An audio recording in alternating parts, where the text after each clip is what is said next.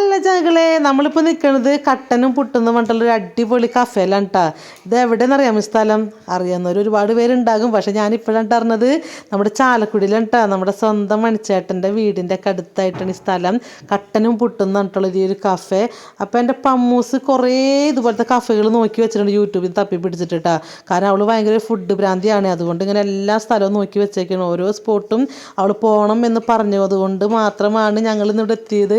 അപ്പോൾ നമ്മൾ തിരുവനന്തപുരം പോകാൻ വേണ്ടിക്ക് റെഡി ആയിട്ട് വന്നതാണ് കേട്ടോ. അപ്പോൾ എന്തായാലും ഇവിടെ കയറിയിട്ട് ഒരു കട്ടൻ കുടിക്കാമെന്ന് വിചാരിച്ച്.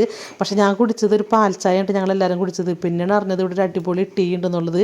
ഇലട്ടി. എന്താണ് ഇലട്ടി എന്ന് വെച്ച് കഴിഞ്ഞാൽ നമ്മുടെ പുതിനയിലിട്ടിട്ടൊരു ടീ ആണ് കേട്ടോ. ഇലക്കട്ടൻ. അങ്ങനെ ഞങ്ങൾ അതൊക്കെ കുടിച്ച് ഞാനും എൻ്റെ ഏഞ്ചൽസും തേഞ്ഞുമ്പോൾ നമ്മൾ നേരെ ചാലക്കുടി റെയിൽവേ സ്റ്റേഷനിലേക്കാണ് കേട്ടോ പോണത്.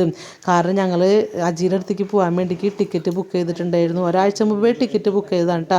അപ്പോൾ നമ്മൾ നേരെ റെയിൽവേ സ്റ്റേഷനിലേക്ക് വന്ന് അങ്ങനെ നേരെ തിരുവനന്തപുരം വെച്ച് പിടിക്കാൻ പോവുകയാണ് ചങ്കളെ. രാത്രി 12:12 ട്രെയിന്. അപ്പോൾ നമുക്ക് തിരുവനന്തപുരത്ത് വെച്ച് കാണാം കേട്ടോ. അപ്പോൾ ഓക്കെ, ടാറ്റാ ബൈ ചങ്കളെ.